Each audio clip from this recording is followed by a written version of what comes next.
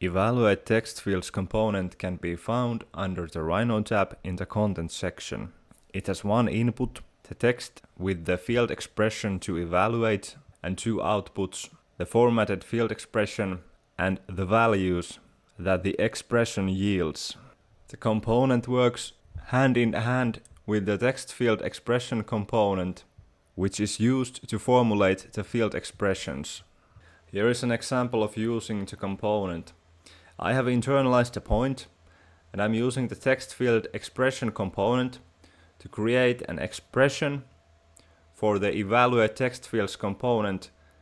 The evaluate text fields component calls the functions according to the field expression, and I'm getting the formatted text and the values, which in this case are the same. I'm using an annotation dot to display the values in the 3D base.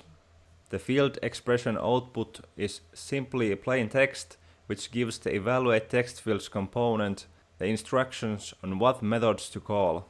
This means that we can also just write down our own expressions into a panel, but I would advise against that, since it's so much easier to use the text field expression component.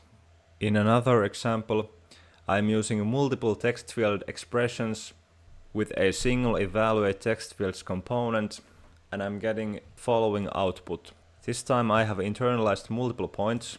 I'm getting their coordinates, user text, and their object layers.